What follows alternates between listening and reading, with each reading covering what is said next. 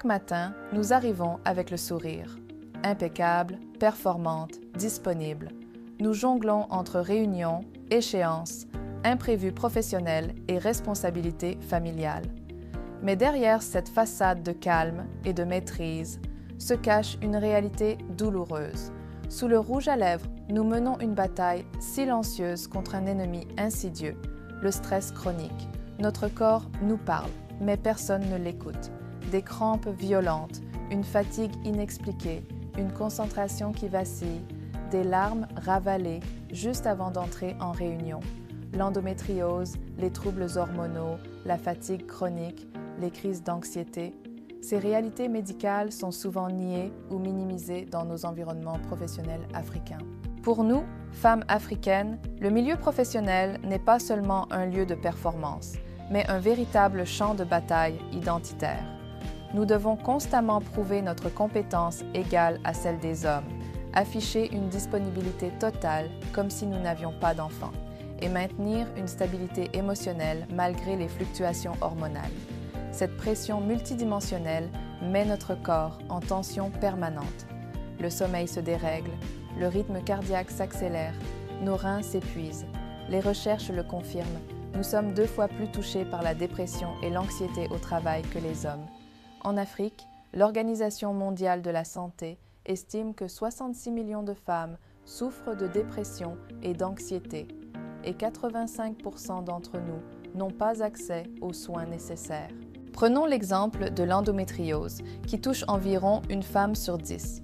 Cette maladie provoque des douleurs atroces, une fatigue chronique et altère considérablement notre qualité de vie. Pourtant, dans nos milieux professionnels africains, cette condition reste taboue.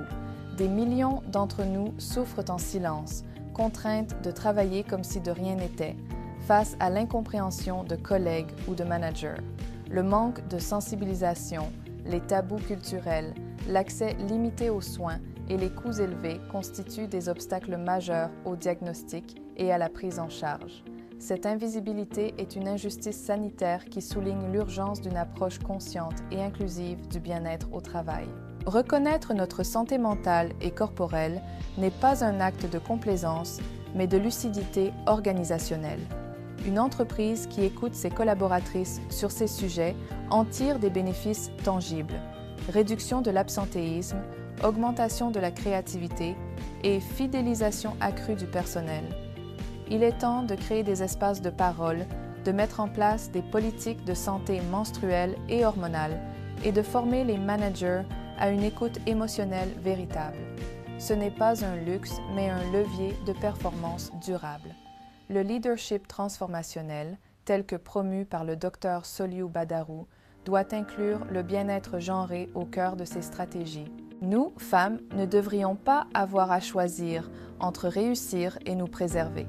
Nous avons le droit de dire « je suis fatiguée »,« j'ai mal »,« j'ai besoin de temps ».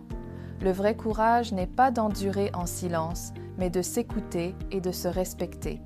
Si nos organisations africaines veulent bâtir un avenir plus humain et plus performant, elles doivent inclure notre santé mentale et hormonale au cœur de leurs priorités.